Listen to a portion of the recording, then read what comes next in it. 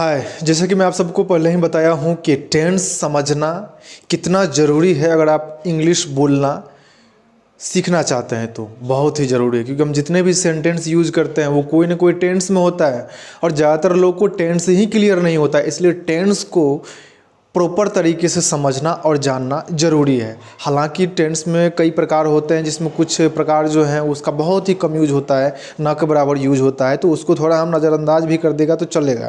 पर कुछ जो होते हैं टाइप्स होते हैं जो टेंस हैं उसके, वो जानना हमें बहुत ही ज़्यादा ज़रूरी है। इसलिए टेंस को हम बहुत ही सीरियसली लेंगे, ठीक है। क्योंकि टेंस समझ लिए तो समझ लीजिए आप इंग्लिश बोलना सीखने का आप आधा जंग यहीं पे जीत लिया, ठीक है।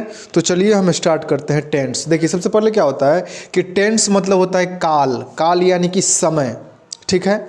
जो भी हम काम करते हैं किसी न किसी समय में करते हैं, या तो हम वर्तमान समय में करते हैं, या तो भूतकाल में कर किए होते हैं, या तो हम भविष्य काल में करते हैं, उसी को हम टेंस कहते हैं। टेंस के 3 प्रकार होते हैं: present tense, past tense and future tense. Present tense यानी कि वर्तमान काल, पास्ट टेंस यानी कि भूतकाल, और फ्यूचर टेंस यानी कि भविष्य काल। इसको हम पहचानते कैसे हैं? अगर सेंटेंस के अंत में है, हैं, हो, हूँ लगा रहे तो वो प्रेजेंट टेंस में होता है वो सेंटेंस। अगर सेंटेंस के अंत में था, थे, थी लगा रहता है तो वो भूतकाल का सेंटेंस होता है।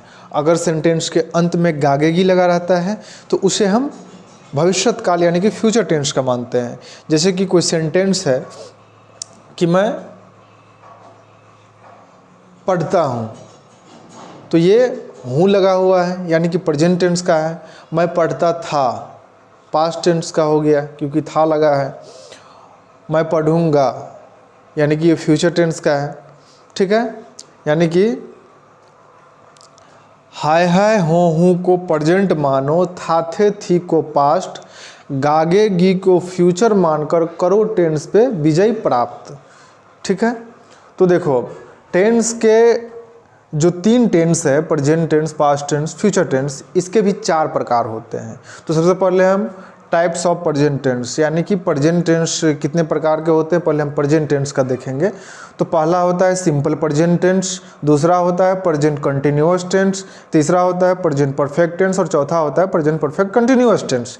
इसी तरह से तीनों में होता है। अगर यही पास्ट टेंस में आ जाता है तो सिंपल पास्ट टेंस हो जाता है, सिंपल पास्ट टेंस के बाद पास्ट कंटिन्यूअस टेंस हो जाता है, पास्ट परफेक्ट टेंस हो जाता है, पास्ट परफेक्ट कंटिन्यूअस टेंस हो जाता है, ठीक है। यही अगर फ्यूचर टेंस में आता है तो सिंपल फ्यूचर टेंस हो जाता है, फ्यूचर कंटिन्यूअस टेंस हो जाता है, फ्यूचर परफेक्ट टेंस हो जाता है, फ्यूचर परफेक्ट कंटिन्यूअस टेंस हो जाता है, ठीक है। बस इतना ही अंतर होता है। यहाँ पे प्रेजेंट की जगह पे पास्ट लग जाएगा, पास्ट की जगह पे फ्यूचर लग जाएगा, ठीक है।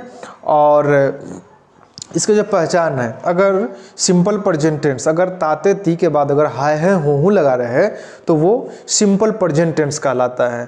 जैसे कि तुम पढ़ते हो, ते हो, तो यहाँ पे ये सिंपल प्रेजेंट टेंस है, ठीक है। इसका प्रॉपर स्ट्रक्चर होता है कि किस तरह से हम बनाते हैं, वो स्ट्रक्चर हम बाद में बताएंगे, अभी आपको समझना है सिर्फ, ठीक है। तो ये सिंपल प्रेजेंट टेंस में है, अगर ताते ती के बाद है हो हूँ आ रहा है किसी भी सेंटेंस के अंत में। प्रेजेंट कंटिन्यूअस टेंस अगर रहा, रहे, रही के बाद है हो हूँ आ रहा है तो वो प्रेजेंट कंटिन्यूअस टेंस कहलाता है, ठीक है। जैसे कि एग्जाम्पल के लिए हम देखेंगे कि वो सो रही है, तो वो सो रही है, तो रहा, रहे, रही के बाद अगर है हो आ रहा है तो वो प्रेजेंट कंटिन्यूअस टेंस होता है, ठीक है। तो ये चीज़ आपको दिमाग में रखना है। थर्ड है हमारा प्रेजेंट परफेक्ट टेंस। मतलब प्रेजेंट परफेक्ट टेंस जो होता है उसमें हम कैसे पहचानते हैं, चुका, चुके, चुकी के बाद है हो हूँ लगा रहे तो वो प्रेजेंट परफेक्ट टेंस होता है। जैसे कि मैं खा चुका हूँ, वह सो चुकी है, वह जा चुकी है, तो ये आ जाता है हमारा प्रेजेंट परफेक्ट टेंस में, ठीक है। जो भी कोई काम हो चुका है, ठीक है, यानी कि काम खत्म हो चुका है, प्रारंभ होकर खत्म भी हो चुका है, ठीक है, तो वो प्रेजेंट परफेक्ट टेंस कहलाता है। सेंटेंस के अंत में चुका, चुके, चुकी के बाद है हो लगा रहता है तो उसे हम प्रेजेंट परफेक्ट टेंस मानते हैं, ठीक है। उसके बाद चौथा में हम आते हैं present perfect continuous tense. Present perfect continuous tense में रहा, रहे, रही के बाद अगर हाय है हूँ आ रहा है तो वो प्रेजेंट परफेक्ट कंटिन्यूअस टेंस है। अब यहाँ पे ये देख सकते हैं कि जो हमारा प्रेजेंट कंटिन्यूअस टेंस है इसमें भी रहा, रहे, रही के बाद हाय हूँ आ रहा है, और प्रेजेंट परफेक्ट कंटिन्यूअस टेंस में भी रहा, रहे, रही के बाद हाय हूँ आ रहा है। तो क्या ये दोनों सेम है? दोनों में अंतर नहीं है, अंतर है। अब प्रेजेंट कंटिन्यूअस टेंस में क्या है कि मैं पढ़ रहा हूँ, ठीक है, यानी कि मैं पढ़ रहा हूँ, उसमें कोई समय सीमा निश्चित नहीं है कि मैं कब से पढ़ रहा हूँ, ठीक है, बस मैं पढ़ रहा हूँ, यानी कि मैं पढ़ना प्रारंभ किया हूँ, जो कि कंटिन्यूअसली मैं पढ़ रहा हूँ। पर यहाँ पे अगर प्रेजेंट परफेक्ट टेंस, उसमें एक समय सीमा होगा, एक अवधि होगा समय का, जैसे कि मैं 4 घंटे से पढ़ रहा हूँ, रहा, रहे, रही के बाद हाय है हूँ इस सेंटेंस में आ रहा है, पर यहाँ पे एक अवधि लग गया, समय लग गया कि मैं 4 घंटे से पढ़ रहा हूँ, या मैं 2 दिन से भूखा हूँ, ऐसा नहीं होगा क्योंकि रहा, रहे, रही आना चाहिए, ठीक है।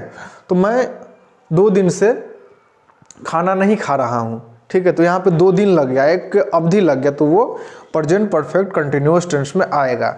तो आज आप लोगों ने सीखा कि टेंस क्या होता है। टेंस 3 प्रकार के होते हैं, present tense, past tense and future tense से। हाय है हूँ को प्रेजेंट मानो, था थे थी को पास्ट, गागे गी को फ्यूचर मानकर करो टेंस पर विजय प्राप्त। तो ये तो आप समझ गए टेंस, और टेंस के प्रकार आपने समझ लिया, simple present tense, present continuous tense, present perfect tense, present perfect continuous tense. ये सारे को आपको याद कर लेने हैं, अपने माइंड में बिठा लेने हैं। इसी तरह से होता है simple past tense, past tense के प्रकार भी और फ्यूचर टेंस के प्रकार भी, वो हम नेक्स्ट वीडियो में जानेंगे। उसके बाद फिर हम जानेंगे इनका स्ट्रक्चर क्या होता है। सबसे पहले तो आप जान लीजिए इनका स्ट्रक्चर, तो बाद में पहले स्ट्रक्चर क्या होता है ये आपको समझना है। स्ट्रक्चर होता है कि हम सेंटेंस को जो है वो एक सिस्टमेटिक तरीका से, जैसे हम कोई भी सेंटेंस बोलते हैं कि मैं जा रहा हूं, ठीक है, अब इसको हम बोल सकते हैं कि मैं रहा हूं जा, ये कोई सेंटेंस नहीं बना। सेंटेंस को हम इस तरह से बोलते हैं जिसका कोई मतलब निकले, मीनिंग निकले, तो हम बोलते हैं मैं जा रहा हूँ। तो उसी तरह से स्ट्रक्चर उसको इंग्लिश में बोला जाता है, जिसमें कि हमें किसके बाद क्या रखना है, पहले सब्जेक्ट आएगा, फिर वर्ब आएगा, फिर ऑब्जेक्ट आएगा, तो उसको हम किसको पहले रखना है, किसको बाद में रखना है ना, कब इंट्रोगेटिव लगाना है, कब मतलब निगेटिव लगाना है, वो सारी चीज़ें हम आगे स्ट्रक्चर जानेंगे इन सब का, ठीक है। तो आज की वीडियो में बस इतना ही। उम्मीद करता हूँ वीडियो आपको समझ में आया हो। कहीं पे कोई कन्फ्यूजन हो तो आप वीडियो के लास्ट में कमेंट बॉक्स में आप पूछ सकते हैं, ठीक है। और चैनल अगर आपने अभी तक सब्सक्राइब नहीं किया है तो सब्सक्राइब कर लीजिए, बगल में बेल के आइकन को भी दबा दीजिए, क्योंकि इस तरह के वीडियो का नोटिफिकेशन आपको मिलता रहेगा। जल्द ही हम नेक्स्ट वीडियो लेकर के आएंगे और इंग्लिश का लेसन बाय लेसन आप लोगों को इंग्लिश बोलना सिखाएंगे। बहुत ही आसान है इंग्लिश बोलना, ठीक है। तो आज के लिए बस इतना ही। जय हिंद।